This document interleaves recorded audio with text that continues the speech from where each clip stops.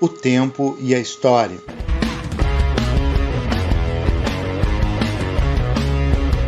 Pílulas de História.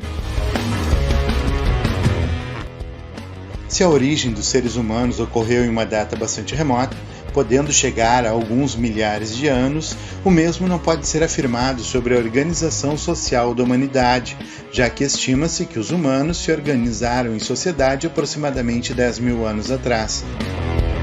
Com uma margem tão grande de tempo constituindo a história, especialistas com a intenção de facilitar a compreensão e o estudo do passado dividiram a história da humanidade em 5 eras principais: a pré-história, a Idade Antiga, a Idade Média, a Idade Moderna e a Idade Contemporânea.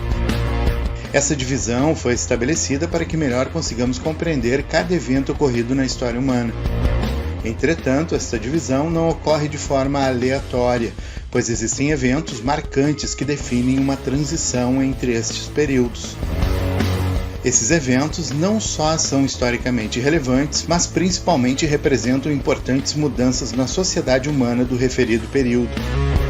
Assim, por exemplo, a pré-história, que iniciou com o surgimento dos seres humanos em uma data desconhecida, terminou com a invenção da escrita por volta de 5.000 anos atrás. A criação da escrita foi de extrema importância para que a sociedade humana melhor se organizasse, com a contabilização da produção agrícola, o estabelecimento das leis e a estruturação religiosa dos povos que a dominavam. De tão importante que foram, essas transformações iniciaram uma nova era, denominada Idade Antiga. O domínio da escrita transformou profundamente a organização social dos seres humanos a partir do ano 3500 AC. A sigla AC, antes de Cristo, faz referência aos anos antes do nascimento de Jesus Cristo. Assim, a fundação do Império Romano, no ano 27 AC, ocorreu 27 anos antes do nascimento de Jesus. Já a sigla DC, depois de Cristo, faz referência aos anos que se seguiram ao nascimento do Messias do cristianismo.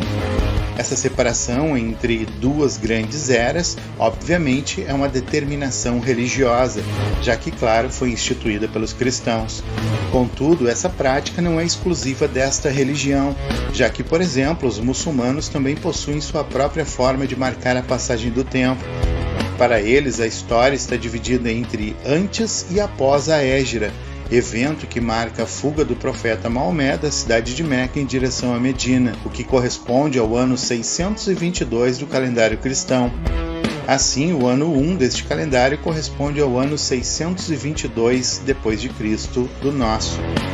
Também os judeus possuem seu calendário próprio. Para eles, a história passou a ser contada a partir da criação dos seres humanos por Deus. Assim, segundo eles, o ano de 2020 do calendário cristão corresponde ao ano 5781 de seu calendário. Ou seja, para o judaísmo, estamos vivendo no ano 5781 desde a criação dos seres humanos. Por outro lado, a ciência, muitas vezes, adota uma forma universal de marcar o tempo no passado, uma forma que não envolve crenças religiosas. A sigla AP, antes do presente, é adotada para se referir a eventos ocorridos no passado. Por exemplo, algo que tenha ocorrido 3.000 anos atrás, ou por volta do ano 1000 a.C., seria tabulado como 3000 AP, ou 3.000 anos antes do presente. Agora que a periodização histórica está estabelecida, veja uma linha de tempo estabelecendo as diferentes eras da história da humanidade e suas respectivas transições. A primeira delas, a pré-história, que, como vimos anteriormente, iniciou com o surgimento dos seres humanos em uma data bastante remota, terminou com a invenção da escrita em 3500 a.C.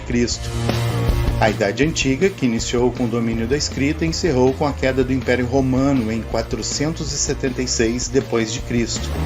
A Idade Média, que vai da ruína romana até a conquista de Constantinopla no ano de 1453. Note que a sigla DC aqui não é utilizada, já que ocorreu na era cristã.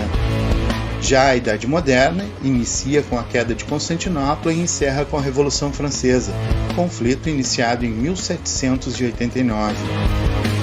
E por fim, a Idade Contemporânea, que vai da insurreição na França até os dias atuais, ou seja, ainda estamos vivendo esta era. Algo que preciso chamar a atenção é que essa divisão histórica é bastante eurocêntrica, afinal, direta ou indiretamente, tem a história da Europa como base. Também é importante destacar que os eventos que marcam a transição entre uma era e outra são apenas símbolos desta passagem, já que eventos muito mais longos e importantes estão, na verdade, por trás destas mudanças. Assim, entre a pré-história e a Idade Antiga está a formação das primeiras cidades-estados e dos primeiros impérios. Já entre a Antiguidade e a Idade Média está a unificação religiosa proporcionada pelo cristianismo. Quanto à transição entre o medievo e a Idade Moderna está o Renascimento. E entre esta era e a contemporaneidade estão os ideais iluministas, que tanto influenciaram a formação das repúblicas democráticas de nossos dias. Como anteriormente já foi citado, estamos vivendo na Idade Contemporânea. Mas será que as mudanças, principalmente tecnológicas, que vivenciamos hoje, não teriam criado uma nova era? Alguns estudiosos apontam que eventos importantes que ocorreram nas últimas décadas podem ter determinado o início de uma nova era, sim, como a queda do Muro de Berlim em 1989, o ataque às Torres Gêmeas em 2001 ou até mesmo a pandemia de coronavírus em 2020. Mas claro, isso é assunto para outro vídeo.